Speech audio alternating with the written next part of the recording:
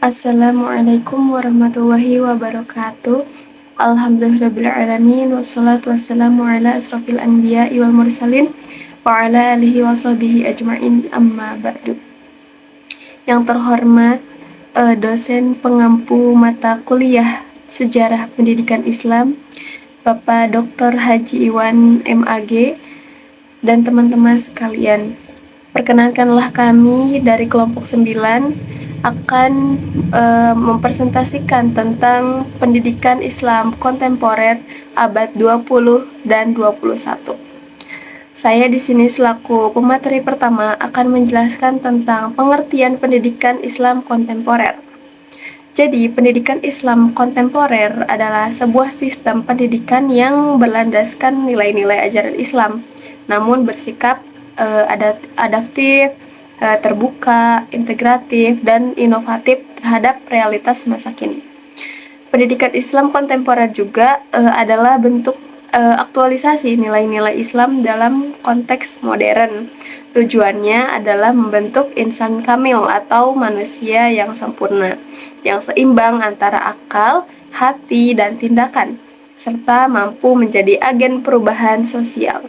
Jadi inti dari pendidikan Islam kontemporer yaitu tidak meninggalkan tradisi, melainkan memadukan nilai-nilai klasik Islam dengan rasionalitas dan inovasi modern. Ini mencerminkan semangat tajdid atau pembaharuan dan ijtihad atau pemikiran kritis. Nah, pendidikan Islam kontemporer juga mempunyai karakteristik utama. Yang pertama ada terbuka, menerima ide dan pendekatan baru dari berbagai disiplin ilmu. Terus lalu integratif atau menyatukan ilmu agama dan ilmu umum, berakar pada paradigma tauhid atau kesatuan ilmu. Selanjutnya ada inovatif atau mencari cara baru dalam pelajaran, kurikulum, dan pengelolaan termasuk pemanfaatan teknologi. Selanjutnya ada adaptif atau mampu menyesuaikan diri dengan perubahan sosial, ekonomi, teknologi tanpa kehilangan prinsip dasarnya atau maqasid al-syariah. Lalu materi kedua yaitu perkembangan dan karakteristik pendidikan Islam abad ke-20 dan ke-21. Jadi perkembangan Islam sejak abad ke-20 itu ditandai dengan transformasi signifikan dari sistem tradisional menuju integrasi dengan ilmu pengetahuan umum dan modernitas. Yang pertama itu ada era kolonial dan awal abad 20. Waktu itu tuh pesantren fokus pada tradisi dan moral, dan madrasah juga adaptasi peran pesantren dengan kurikulum umum menjadi benteng pertahanan identitas keislaman. Yang kedua ada pasca kemerdekaan, yaitu reformasi besar-besaran terjadi di Indonesia. Itu madrasah diintegrasikan ke dalam sistem pendidikan nasional dalam Undang-Undang Nomor 20 tahun 2003 dan mulai menambahkan mata pelajaran sains dan teknologi. Yang ketiga ada transformasi kelembagaan. Lembaga tradisional seperti pesantren berkembang menjadi multifungsi, mencakup pendidikan formal, pelatihan, keterampilan, dan riset. Bisa juga perguruan tinggi Islam seperti UIN sendiri bertransformasi menjadi model universitas modern yang mengintegrasikan ilmu agama dan ilmu umum. Nah, karakteristik abad ke-20 dan ke-21 itu juga ada digitalisasi, yakni pemanfaatan teknologi informasi untuk pembelajaran daring seperti e-learning atau dan administrasi lainnya yang membuka ruang inovasi tetapi juga membawa tantangan etika juga. Nah, yang selanjutnya ada globalisasi, yakni pendidikan Islam menjadi bagian dari sistem pendidikan dunia sendiri yang terhubung melalui pertukaran akademik, kerjasama riset, menghadapi tantangan sekularisasi, dan lain-lain sebagainya. Selanjutnya ada integrasi ilmu, yakni meninggalkan paradigma dikotomi atau pemisahan ilmu agama dan ilmu umum dengan pandangan holistik, menggabungkan tafsir, fikih, dan hadis dengan sains, teknologi, dan ekonomi. Jadi secara keseluruhan, perkembangan pendidikan Islam sejak abad 20 hingga ke-21 menunjukkan upaya besar umat Islam untuk menyeimbangkan antara tradisi dan modernitas. Dari lembaga tradisional seperti pesantren hingga universitas Islam modern, seluruh sistem bergerak ke arah integrasi, inovasi, keterbukaan terhadap perubahan. Karakteristik digitalisasi, globalisasi, dan integrasi ilmu menjadi penanda bahwa pendidikan Islam kini tidak lagi bersifat lokal dan normatif semata, melainkan global, rasional, dan progresif. Melalui pembaharuan inilah, pendidikan Islam diharapkan mampu berperan aktif dalam membentuk manusia yang beriman, yang berilmu, dan berkontribusi terhadap pembangunan dunia yang lebih beradab. Sekian materi dari saya lanjutkan kepada teman-teman saya menjadi pemateri selanjutnya. Baik, dilanjut. Saya di sini ingin menjelaskan tentang materi, tantangan, dan peluang pendidikan Islam di era modern. Pendidikan Islam di era modern menghadapi tantangan besar karena pengaruh globalisasi, digitalisasi, dan perubahan sosial. Di satu sisi, kemajuan teknologi memberi peluang besar untuk kemajuan pendidikan Islam, tapi di sisi lain juga membawa tantangan baru. Tantangan utamanya yaitu yang pertama, globalisasi dan sekularisasi. Arus globalisasi membawa budaya dan nilai sekuler yang bisa menggeser nilai-nilai Islam. Tantangannya yaitu bagaimana pendidikan Islam tetap relevan tapi tidak kehilangan ruh keislamannya. Yang kedua yaitu kesenjangan mutu lembaga pendidikan pesantren dan madrasah tradisional sering tertinggal dari sekolah umum dalam hal fasilitas dan kualitas pengajaran. Solusinya yaitu perlu dukungan pemerintah dan inovasi agar lembaga Islam bisa bersaing.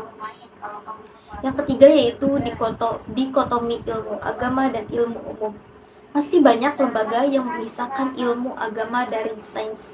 Padahal Islam mendorong kesatuan antara ilmu dan iman. Yang keempat yaitu perubahan perilaku generasi muda. Generasi sekarang lebih akrab dengan dunia digital, cenderung cepat bosan dan suka hal instan. Pendidikan Islam harus pakai metode menarik dan berbasis teknologi supaya tetap diminati.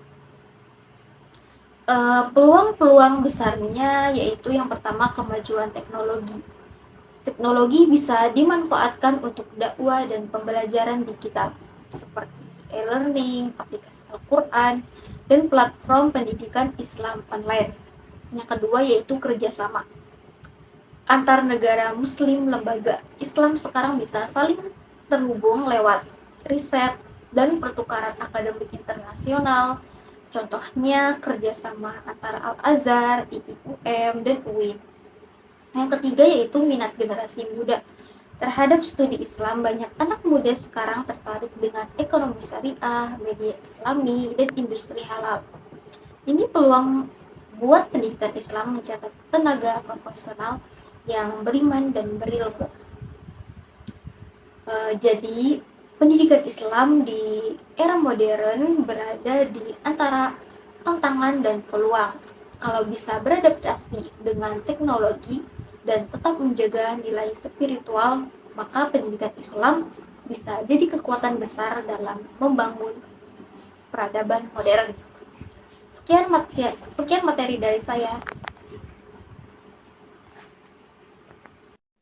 Oke, untuk materi selanjutnya ada di poin D, arah dan strategi pembaharuan pendidikan Islam di masa kini dan mendatang.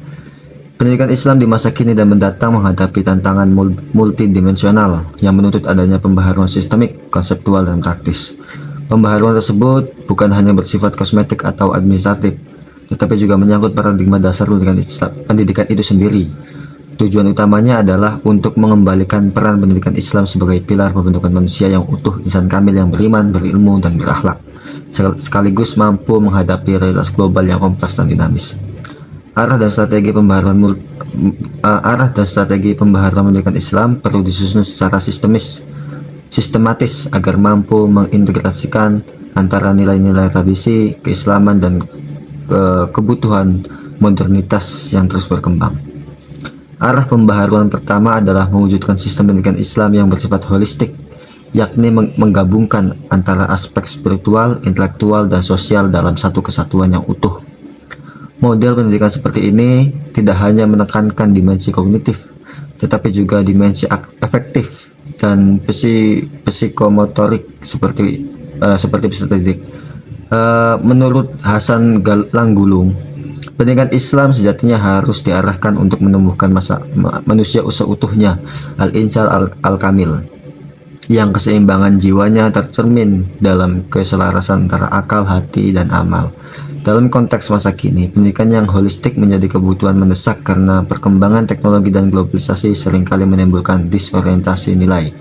Oleh karena itu, sistem pendidikan Islam perlu mengembangkan pendekatan integratif yang menggabungkan keilmuan modern dengan nilai-nilai spiritual Islam agar mampu membentuk manusia yang tidak hanya cerdas secara intelektual, tetapi juga bermoral dan berempati sosial. Arah pembaharuan kedua adalah menumbuhkan pendidikan karakter dan nilai-nilai Islam di tengah arus modernisasi dan globalisasi budaya. Dalam banyak kasus, modernisasi seringkali diidentikan dengan sekularisasi dan liberalisasi nilai, sehingga generasi muda rentan terhadap krisis identitas. Pendidikan Islam diharapkan mampu menjadi benteng moral yang menguatkan akhlak peserta didik dengan menanamkan nilai-nilai seperti kejujuran, tanggung jawab, toleransi, dan kerjasama. Menurut Quraish Shihab, pembentukan karakter dalam pendidikan Islam bukan sekadar mengajarkan moral verbal, tetapi juga internalisasi nilai-nilai ilahiyah ke dalam perilaku keseharian. Dengan demikian, pendidikan karakter Islam harus dikembangkan secara sistematis melalui kurikulum, keteladanan guru, serta budaya sekolah yang religius dan humanis. Sekian dari saya. Wassalamualaikum warahmatullahi wabarakatuh.